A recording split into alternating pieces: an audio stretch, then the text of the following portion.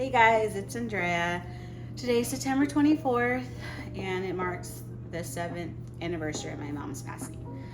Today, I just felt inspired to kind of come on here and just talk. So that's what I'm going to do. The first thing that I was going to talk about was obviously what it's on everyone's mind is the election. So today and a few days ago, the new polls came out for the election, obviously with Trump and Harris, and I saw on CNN the polls that they had going on showed that they're pretty much they're tied. No one's really leading. There's no clear winner that's going to happen right now. It's going to really be determined in these next 6 weeks. I also saw on Fox about a poll that was done with, I think like 2,000 registered voters. Didn't really say what side they were on voting for. But this poll was about who do they trust to do the job better. And there was different topics and categories. And I found it very interesting about how the sides were voted and like the percentages. So, in talking about healthcare, election integrity, transgender issues, and abortion, the poll showed that people trusted Harris with those issues. But then when you looked on the other topics, such as immigration, the Israel and Hamas war, the economy, and taxes, the people trusted Trump more with those issues. And I thought it was pretty wild of the issues, the topics, and how people cited. And obviously all of those topics are super important to us in the United States. A lot of them have been going on for the past few years, and I just thought it was interesting to show who the people trust more with certain ones, and which you can see why the polls kind of show that it's evenly distributed of who's who's leading right now. I just kind of think, my personal thing when I think about it right now, I feel like, yes, the transgender issues, the abortion, the election integrity are super important topics and should always be thought about and should always be considered, especially like what's been going on. But I also think kind of the leading topics that are more important, I guess not more important, but just leading the cause right now, are the immigration of the thousands upon thousands that are immigrating to our country illegally, and it affects all of us. And then the economy. The economy is not that great right now, obviously. I'm not telling lies. I'm not lying to anybody. You guys all know, you feel it.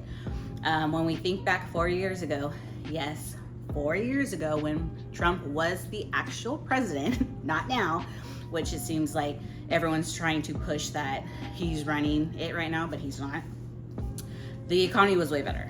I could afford groceries. I'm sure a lot of people could afford groceries 4 years ago.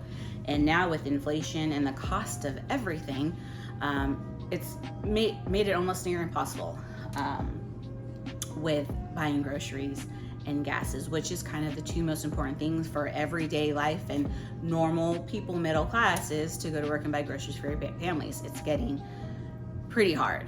The taxes, and they're pretty much even on that one of who they could, how they're going to tax or change the taxes and the laws and all that. But I'm pretty sure if we actually all read the tax book, we could use a tax book in our favor. Immigration, it's pretty important. It affects us. A lot of the different policies are different things that are being handed out to the people that are coming over illegally. Sorry, I hate to say it, it is illegal. They're kind of getting everything that the people of the United States, all of us, homeless, veterans, aren't receiving. They're getting taken care of more than us that pay our taxes, that work and contribute to this economy. So I just thought those are pretty important. I think the polls are going to continue to show the leading topics and what's most important to the people of the United States and not from other countries.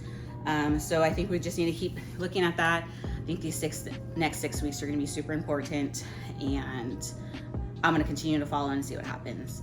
The next topic that I saw today was that Trump didn't agree to a second debate with Harris, which I kind of thought it was funny. Harris wanted to, she agreed to do another one. I think it was going to be with CNN, and Trump didn't want to. And when I think about it in everyday life, or any of you guys that played sports or chess or games or video games, when you're the clear winner, you don't ask for a rematch. So that's just something to think about. Like, clearly, if you're asking for a rematch, you didn't do well. That's just what I think. But anyways, I would have to agree. I don't see why Trump needs to do another debate. I thought he did well. He goes out there, he speaks what he needs to talk about. He talks about his policies, and he literally gets some specifics about his policies about IVF, abortion, taxes, the economy, immigration. He literally talks about all of that.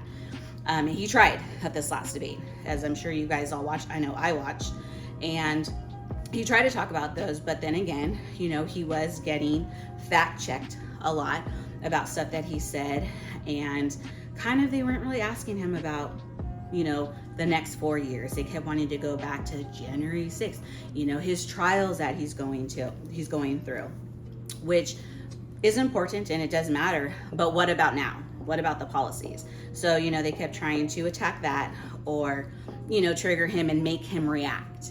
However, Harris supposedly did an amazing job. When I think about it, what did she talk about? What did she say? All she was saying is he's a criminal. He is against abortion. He doesn't want, IVF. He's not going to protect women. I've never heard him say that in his policies, at his rallies, in his speeches, any of that. I just thought, what are you talking about? And then not only that, maybe I'm wrong. Maybe you guys can tell me. I heard nothing about her policies. Opportunity economy, cool. What does that mean? Good catchphrase, buzzwords. What does it mean? How is that going to help us?